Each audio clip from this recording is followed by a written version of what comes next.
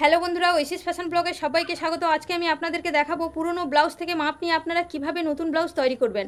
তো অনেক কাস্টমার আছে বডি থেকে মাপ না দিয়ে পুরনো ব্লাউজ দিয়ে বলে এই ব্লাউজের মাপে আমাকে আরেকটি ব্লাউজ তৈরি করে দিতে হবে। তো আমি নতুনদের জন্য একদম সহজ পদ্ধতিতে স্টেপ বাই স্টেপ মাপ নিয়ে সূত্রের সাহায্যে একদম সহজভাবে বুঝিয়ে দেবো যে পুরনো ব্লাউজ থেকে মাপ নিয়ে সূত্রের সাহায্যে কিভাবে নতুন ব্লাউজ তৈরি করতে হয়। তো নতুনরা স্কিপ না করে পুরো ভিডিওটি দেখতে থাকুন, তাহলে কিন্তু খুব সহজেই শিখে যাবেন আপনারা পুরনো ব্লাউজ থেকে মাপ নিয়ে কিভাবে নতুন ব্লাউজ তৈরি করতে হয়, সেটা আমি আপনাদেরকে একদম সহজভাবে দেখিয়ে দিব। তো দেখুন, এই ব্লাউজটা আমি সবে কমপ্লিট করেছি, এখনও কিন্তু হুকের ঘর বসাইনি, তাই ভাবলাম আপনাদের সঙ্গে শেয়ার করি। একদম সহজ সূত্রে দেখাবো যে পুরনো ব্লাউজ থেকে মাপ নিয়ে আপনারা কিভাবে নতুন ব্লাউজ তৈরি করবেন। তো চলুন তাহলে দেখে নিই। প্রথমে পুরনো ব্লাউজটিকে পাতিয়ে নিতে হবে, আর খুব বেশি কোঁচকানো থাকলে একটু আয়রন করে নিতে হবে, আর প্রত্যেকটি হুক লাগিয়ে নিতে হবে মাপ নেওয়ার আগে। আপনারা চাইলে লম্বার মাপটি সামনের দিক থেকেও নিতে পারেন, আবার পেছনের দিক থেকেও নিতে পারেন। তো আমি পেছনের দিক থেকে লম্বার মাপটি নিয়ে নিচ্ছি। একদম কাঁধের উপরের থেকে ইঞ্চি টেপটিকে ধরে নিচের দিকে খুব বেশি না টেনে হালকা একটু টেনে লম্বার মাপটিকে নিতে হবে। এখানে লম্বার মাপ আসছে 12.5 ইঞ্চি। তো এখানে আমার সূত্র হচ্ছে লম্বা যা থাকবে 1 ইঞ্চি আমাদেরকে এক্সট্রা সেলাই মার্জিন নিতে হবে। এখানে লম্বা আছে 12.5 ইঞ্চি, 1 ইঞ্চি এক্সট্রা 13 ইঞ্চিতে আমি দাগ দিলাম। এবার নেব ফুটের মাপ। তো ফুটের মাপ হচ্ছে আপনারা পিঠের ডিপ অনুযায়ী ফুটের মাপটিকে নিতে হবে। এখানে আছে 11.5 ইঞ্চি, তো আমি এখানে পুট নিয়ে নিচ্ছি 5 ইঞ্চি।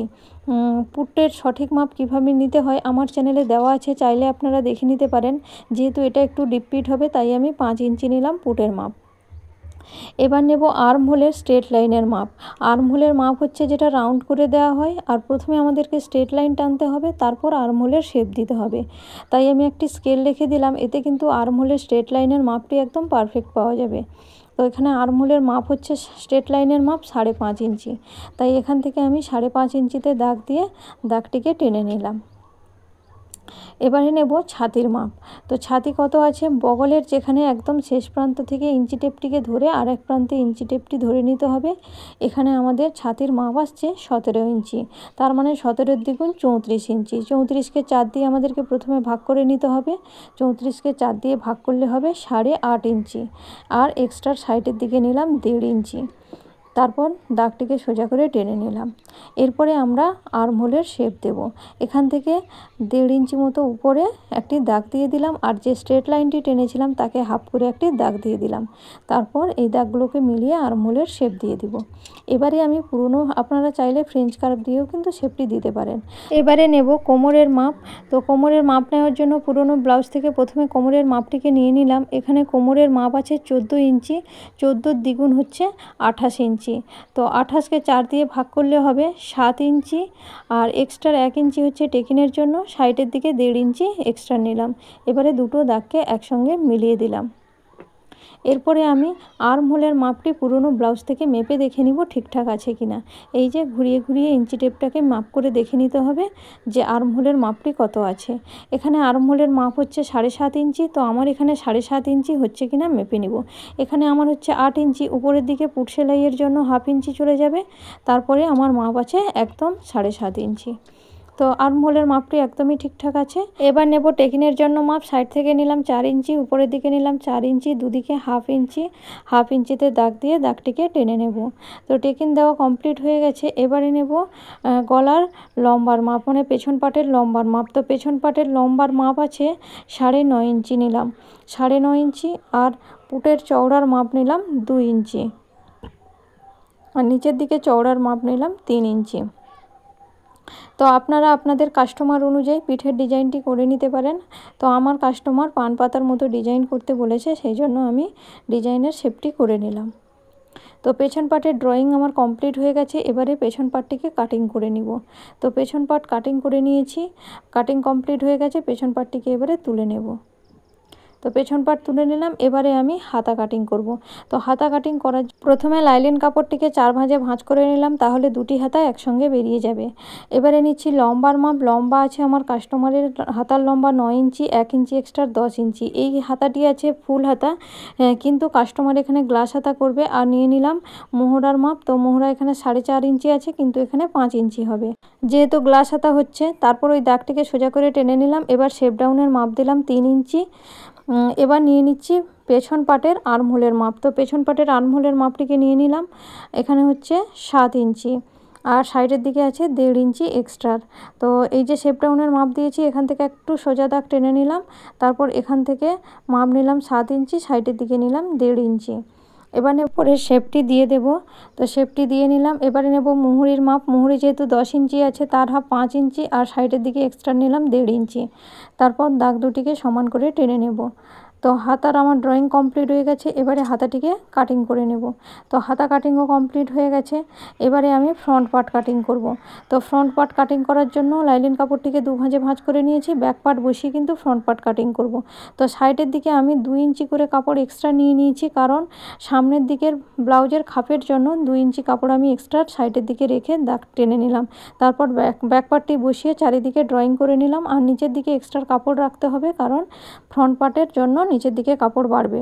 তো এবারে যেটা আমাকে প্রথমে মাপ নিতে হবে ফ্রন্ট পার্টের গলার মাপ। তো ফ্রন্ট পার্টের গলার মাপ আছে আমার 6 ইঞ্চি। এখানে আমি মাপ নেব 6.5 ইঞ্চি, কারণ পুট সেলাইয়ে হাফ ইঞ্চি চলে যাবে।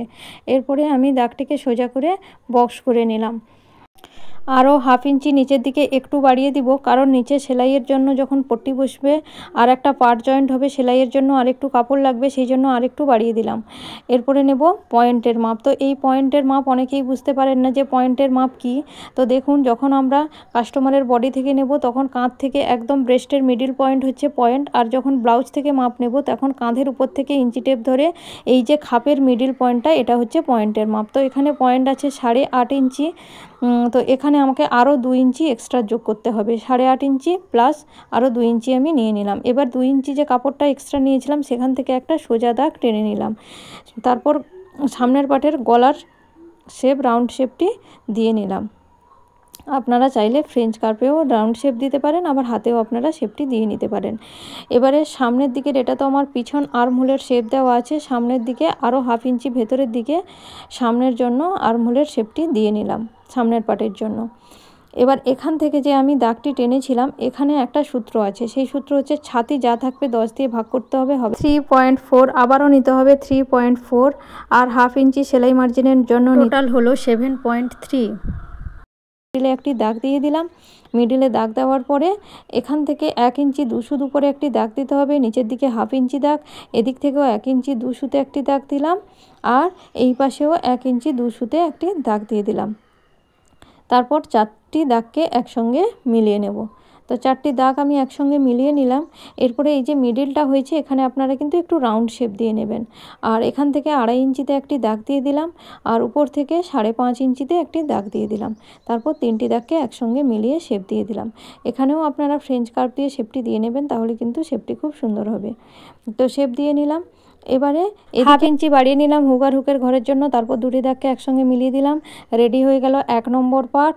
এবার 2 নম্বর পার্ট। তো মিডিল থেকে 4 ইঞ্চি নিচে আরও একটি দাগ দিয়ে দিব, 4 ইঞ্চি নিচে দাগ দিয়ে এটিকেও সোজা করে দাগটিকে টেনে নেব। তারপর এদিকে মিলিয়ে দেব, আর এদিকে হাফ ইঞ্চি উপরের দিকে তুলে একটি দাগ দিয়ে দেব।